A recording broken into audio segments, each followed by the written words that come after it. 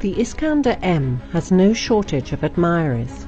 They include the Islamic State and other Islamist entities in Syria, Poland, Turkey, NATO as a whole, and of course the United States. Seemingly, no other Russian weapon system is as likely to steal a headline as soon as it makes an appearance somewhere on the global chessboard. To what does it owe its worldwide fan base? In part, the answer lies in its actual combat abilities. It is a medium-range missile system which uses a combination of maneuvering and therefore difficult to intercept ballistic missiles, capable of carrying a variety of conventional and nuclear warheads. It is extremely accurate, with a circular error probable of under 10 meters, which makes it useful against heavily protected small targets that would require a direct hit in order to be destroyed.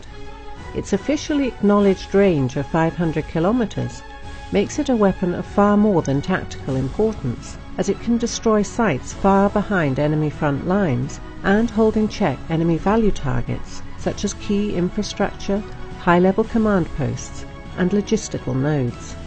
The entire system is based on highly mobile wheeled platforms, which are suitable for aerial transport by heavy airlifters. Iskander-M deployment to Syria demonstrated Russia's ability to send these powerful warfighting and conventional deterrent weapons to almost any friendly part of the globe on a moment's notice.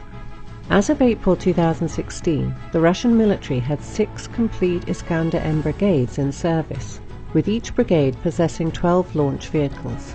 Since each vehicle carries 2 ready-to-launch missiles, with reloads carried by the brigade's resupply vehicles, each brigade is capable of a simultaneous 24-missile volley, which would be sufficient to saturate any tactical anti-ballistic missile system currently in service or development.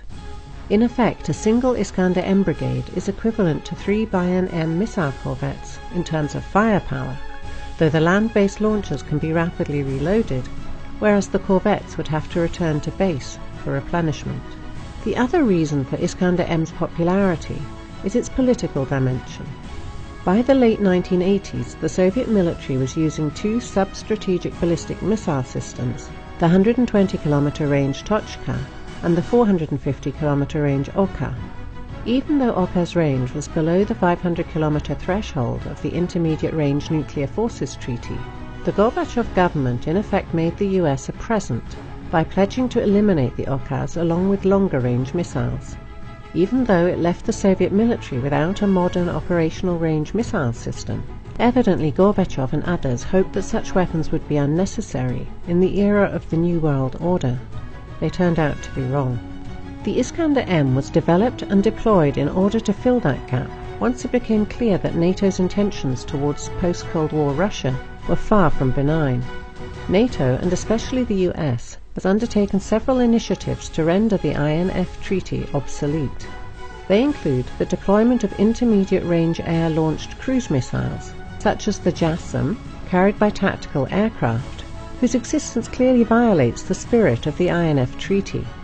The US Army has since deployed large numbers of ATACMS ballistic missiles, whose officially acknowledged range is 300 kilometers, though the missile's actual potential is unknown, and the LPRF program is supposed to yield an even longer-range missile for the US military.